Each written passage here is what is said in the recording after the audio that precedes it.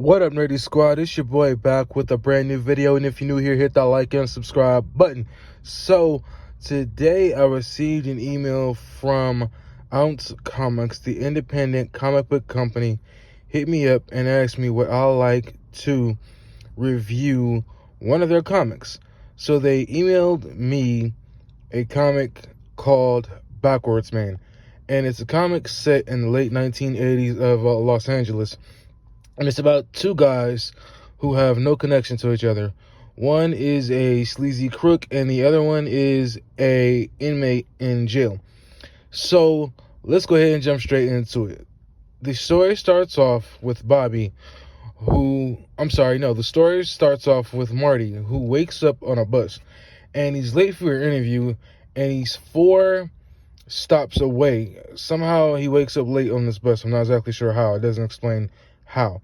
So he goes up to the bus driver and tells the bus driver, hey, I need to get off because I have a job interview. So the driver tells him to kind of basically piss off, that was 4 stops ago. So he kicks him off the bus, and Marty ends up going to walking to the building where he has his interview at, right? So he walks in, and the chick behind the desk greets him, and she lets him into the office where 3 guys are standing, his supervisor and 2 associates. So he's basically just trying to, talk mess, like, all right, hey, let's get down to business.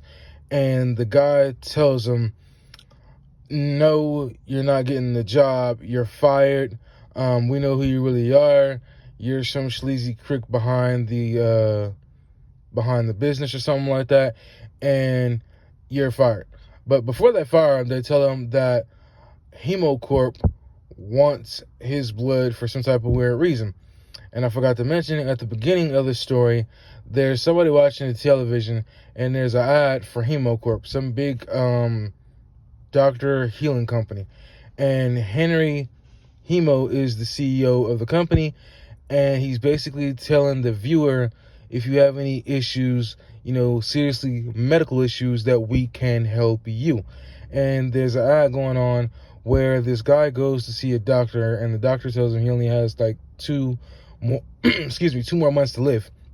And so the guy's like, forget this, I'm going to go to HemoCorp, which is a big corporation. And so he goes to HemoCorp, and of course he gets healed. So then back to the story. So the story goes that Henry tells his supervisor and his associates to piss off, and he ends up leaving the building. And so we get to Bobby's story, and Bobby is in jail, and he gets jumped by a couple of guys in the shower. And so he takes them out, and I gotta honestly admit, this comic book is pretty graphic, and it shows blood and everything like that. And so they get taken out. And so then he gets taken to the warden, and the warden tells him, hey, you are basically a death row inmate. The mayor is trying to get rid of all these death row inmates, but I got a deal for you that can get you out of this. HemoCorp needs a body, and I'm offering you up. And he's like, well, what do you think? So he tells him to piss off, and then we fast forward back to Marty's story. And Marty is leaving the office with the secretary, and the secretary is smitten by him, and I guess they had a night out some week before, and basically he tells her that she was nothing but a call. And so then he gets ready to get into a car, and this chick out of nowhere tells him, hey, you need to go to HemoCorp. And he's telling her, look, if HemoCorp wants my blood, it's going to cost him $650 million. So he gets into this taxi, and somebody from behind puts a bag over the driver's head and takes him out. Does the same to Marty, and then the next thing you know, Marty wakes up, and he's strapped to this machine back to back with Bobby, and it ends with to be continued. And I gotta honestly say, this comic book was okay.